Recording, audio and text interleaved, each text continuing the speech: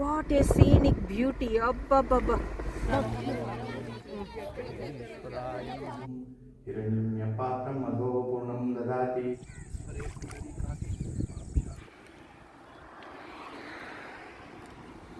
ಒಂದು long scale ಇದ್ರೆ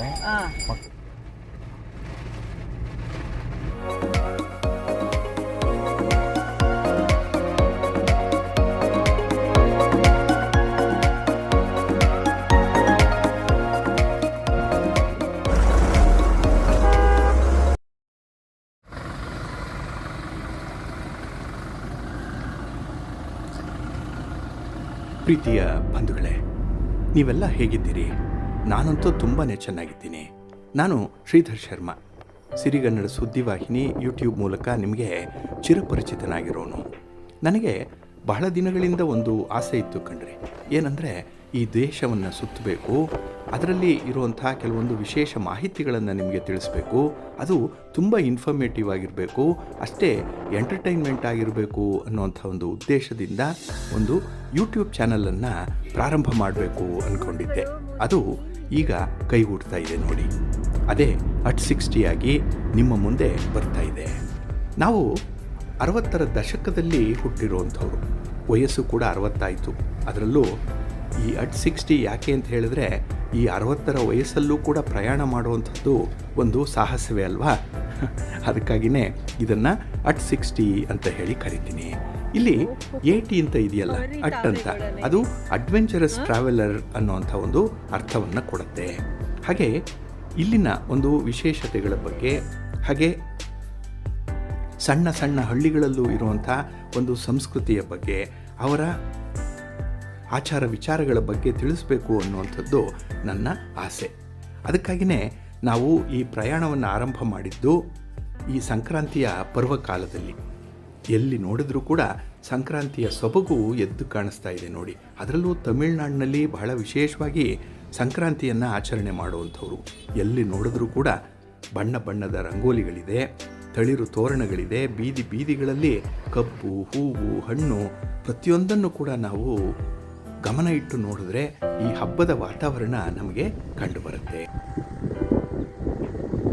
ಗಣೇಶನಿಗೆ ಅರ್ಪಿಸ್ಬಿಡೋಣ.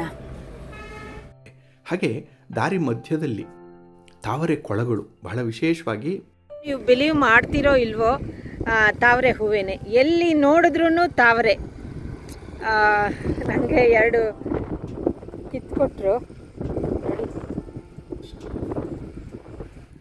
ನೀವು ಎಳಿತೀರಾ ನೋಡಿ, ನೀವು ಹೋಗಿ ಅಷ್ಟೊತ್ತು ಹೋಗಿ. ನಾನು ಇಲ್ಲಿ ಇಲ್ಲಿ ಇಲ್ಲಿ ಇಲ್ಲಿ ನಾವು ಹೋಗುವಂತಹ ಊರುಗಳಲ್ಲಿ ಇರೋ ಕುತೂಹಲಕಾರಿಯಾದಂತಹ ವಿಚಾರಗಳನ್ನು ನಿಮ್ಮೊಂದಿಗೆ ಹಂಚಿಕೊಳ್ಳುವಂಥ ಒಂದು ಪ್ರಯತ್ನ ಕೂಡ ಇದೆ. ಅಂಥದ್ದೊಂದು ಅದ್ಭುತವಾದಂತಹ ವಿಚಾರವನ್ನು ಈಗ ತಿಳಿಯೋಣ.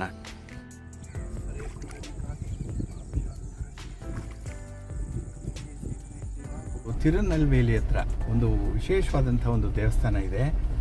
ಅದರ ಬಗ್ಗೆ ಒಂದು ಪೌರಾಣಿಕವಾದ ಹಿನ್ನೆಲೆ ಬಹುಶಃ ನೀವು ನೋಡೂ ಇಲ್ಲ, ಕೇಳೂ ಇಲ್ಲ. ಆ ಥರದ್ದೊಂದು ವಿಶೇಷತೆ ಇರುವಂತಹ ದೇವಸ್ಥಾನದ ಬಗ್ಗೆ ಮಾಹಿತಿನ ನೋಡೋಣ ಈಗ. ಬಂಧುಗಳೇ, ಈ ತಮಿಳುನಾಡನ್ನು ದೇವಾಲಯಗಳ ನಾಡು ಅಂತ ಹೇಳಿ ಕರೀತಾರೆ. ಲ್ಯಾಂಡ್ ಆಫ್ ಟೆಂಪಲ್ಸ್ ಇದು. ಇಲ್ಲಿನ ರಾಜ ಮಹಾರಾಜರು ಈ ದೇವಾಲಯದ ನಿರ್ಮಾಣಕ್ಕೆ ಬಹಳಷ್ಟು ಕೊಡುಗೆಗಳನ್ನು ಕೊಟ್ಟಿದ್ದಾರೆ. ಈ ತಾಮ್ರಪರ್ಣಿ ನದಿಯ ದಡದಲ್ಲಿ 9 ದೇವಸ್ಥಾನಗಳಿದೆ. ಒಂದೊಂದು ಗ್ರಹಕ್ಕೂ ಕೂಡ ಒಂದೊಂದು ದೇವಾಲಯ ಸಮರ್ಪಿತವಾಗಿರುವಂಥ ಪ್ರದೇಶ ಅದು. ಇದನ್ನೇ 9 ಶಿವನ ದೇವಾಲಯ ಅಂತ ಹೇಳ್ತಾರೆ. ಇದನ್ನೇ ನವಕೈಲಾಸಂ ಅಂತ ಕೂಡ ಕರೆಯುವಂಥದ್ದಿದೆ. ಅದರಲ್ಲೂ ಈ ಗುರುಗ್ರಹಕ್ಕೆ ಸಂಬಂಧಪಟ್ಟಂತಹ ಒಂದು ಪ್ರಾಚೀನ ದೇವಾಲಯ ಇದೆ. ಅದನ್ನು ಮುರಪ್ಪನಾಡು ದೇವಾಲಯ ಅಂತ ಹೇಳಿ ಕರೀತಾರೆ. ಇದು ತಾಮ್ರಪರ್ಣಿ ನದಿಯ ದಡದಲ್ಲಿದೆ. ಇದನ್ನೇ ದಕ್ಷಿಣ ಕೈಲಾಸ ಅಂತ ಹೇಳಿ ಕೂಡ ಕರೆಯುವಂಥದ್ದಿದೆ. ಇಲ್ಲಿನ ವಿಶೇಷತೆ ಏನು ಅಂತ ಹೇಳಿದ್ರೆ, ಈ ಶಿವಾಲಯದಲ್ಲಿ ಕುದುರೆ ಮುಖವನ್ನು ಹೊಂದಿರುವಂಥ ನಂದಿ ಇದೆ. ಅದು ಶಿವಲಿಂಗದ ಎದುರಿನಲ್ಲೇ ಇರುವಂಥದ್ದು. ಹಾಗೆ ಆ ದೇವಸ್ಥಾನ ಪ್ರವೇಶ ಮಾಡುವ ಮೊದಲು ಈ ಮಾಘ ಮಾಸದಲ್ಲಿ ತಾಮ್ರಪರ್ಣಿ ನದಿಯ ಸ್ನಾನ ಮಾಡಿ, ಸಂಧ್ಯಾವಂದನೆ ಮಾಡಿ, ದೇವರ ಪೂಜೆಯನ್ನು ಮಾಡಿ ಶಿವಾಲಯವನ್ನು ಪ್ರವೇಶ ಮಾಡೋಣ ಬನ್ನಿ. ಈಗಾಗಲೇ ಹೇಳಿದಾಗೆ ಇದು ಗುರುಗ್ರಹ ದೋಷ ನಿವಾರಣೆಗೆ ಇರುವಂಥ, ಹಾಗೆ ಗುರುವಿನ ಅನುಗ್ರಹವನ್ನು ಪಡ್ಕೊಳ್ಳಿಕ್ಕೆ ಇರುವಂಥ ದೇವಾಲಯ ಇದು. ಬ್ರಹ್ಮಣ ಉಪಹರದೆ ಏಕದೈವ ಯಜಮಾನ ಆಯುಸ್ತೇಜೋ ದದಾತಿ. ಇಲ್ಲಿ ಈ ತಾಮ್ರಪರ್ಣಿ ನದಿ ಅಂತ ಹೇಳಿದ್ನಲ್ಲ, ಅದು ಉತ್ತರದಿಂದ ದಕ್ಷಿಣಕ್ಕೆ ಹರಿಯೋದ್ರಿಂದ ಇದನ್ನು ದಕ್ಷಿಣ ಗಂಗಾ ಅಂತ ಹೇಳಿ ಕೂಡ ಕರೀತಾರೆ. ಈ ಮುರಪ್ಪನಾಡು ದೇವಾಲಯ ತಿರುನಲ್ವೇಲಿಯಿಂದ ಸುಮಾರು 18 ಕಿಲೋಮೀಟರ್ ಇರುತ್ತೆ. ಇದು ತೂತುಕುಡಿ ಜಿಲ್ಲೆಯಲ್ಲಿ ಇರುವಂಥದ್ದು. ಈ ದೇವಾಲಯದ ವಿಶೇಷತೆ ಈಗಾಗಲೇ ಹೇಳಿದ್ವಿ. ಅಶ್ವಮುಖವನ್ನು ಹೊಂದಿರುವಂಥ ನಂದಿ ಶಿವನ ಎದುರಿನಲ್ಲಿದೆ. ಇದಕ್ಕೆ ಒಂದು ದಂತಕಥೆ ಇದೆ. ಏನಂದರೆ, ಆ ಪ್ರದೇಶದ ರಾಜನಿಗೆ ಒಬ್ಬಳು ಮಗಳು ಹುಟ್ಟಿದ್ಲು. ಆಕೆಗೆ ಒಂದು ಶಾಪ ಇತ್ತಂತೆ. ಏನಂದರೆ, ಅದರಂತೆ ಆ ರಾಜಕುಮಾರಿ ಹುಟ್ಟಿದಾಗ ಆಕೆಗೆ ಕುದುರೆಯ ಮುಖ ಇತ್ತು. ಆ ಶಾಪವನ್ನು ಪರಿಹಾರ ಮಾಡಿಕೊಳ್ಳಿಕ್ಕೆ ಈಶ್ವರನನ್ನು ಪ್ರಾರ್ಥನೆ ಮಾಡಿಕೊಂಡ್ರು. ಆಗ ಅಶ್ವಮುಖವನ್ನು ಈಶ್ವರ ನಂದಿಗೆ ಕೊಟ್ಟು ಆ ರಾಜಕುಮಾರಿಗೆ ಇದ್ದಂತಹ ಶಾಪವನ್ನು ವಿಮೋಚನೆ ಮಾಡಿದ್ರು ಅನ್ನುವಂಥ ಐತಿಹ್ಯ ಇದೆ. ನೀವು ಈಗಲೂ ಕೂಡ ಈ ಅಶ್ವಮುಖ ಇರುವಂಥ ನಂದಿಯನ್ನು ಈ ಮುರಪ್ಪನಾಡು ದೇವಾಲಯದಲ್ಲಿ ಗಮನಿಸ್ಬೋದು. ಹಾಗೆ ಸಾವಿರಾರು ಭಕ್ತರು ಈ ಗುರುಗ್ರಹದ ದೋಷ ನಿವಾರಣೆಗೆ ಈ ದೇವಸ್ಥಾನಕ್ಕೆ ಬರ್ತಾರೆ. ತಮ್ಮ ಭಕ್ತಿಪೂರ್ವಕವಾದಂತಹ ಪುನಸ್ಕಾರಗಳನ್ನು ಸಲ್ಲಿಸ್ತಾರೆ. ಹಾಗೆ ನಿಮಗೂ ಏನಾದರೂ ಈ ಗುರುಗ್ರಹದ ದೋಷ ಇದ್ದರೆ ಮುರಪ್ಪನಾಡು ದೇವಸ್ಥಾನಕ್ಕೆ ಬನ್ನಿ.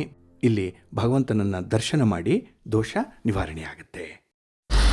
ಹೇಗಿತ್ತು ಈ ವಿಶೇಷವಾದ ದೇವಸ್ಥಾನ? ಕಾಮೆಂಟ್ ಮಾಡಿ ತಿಳಿಸಿ. NH44ನಲ್ಲಿ ಪ್ರಯಾಣ ಮುಂದುವರಿಸ್ತಾ ಇದ್ದೇವೆ. ಹೊಟ್ಟೆ ಹಸಿತಾ ಇದೆ. ಸ್ವಲ್ಪ ದೋಸೆ ಮಾಡ್ಕೊಂಡು ತಿಂದ್ಬಿಟ್ಟು ಮುಂದಕ್ಕೆ ಹೋಗೋಣ. ಮುಂದಿನ ಎಪಿಸೋಡ್ನಲ್ಲಿ ಭೇಟಿ ಮಾಡ್ತೇವೆ. ಎಲ್ಲರಿಗೂ ನಮಸ್ಕಾರ.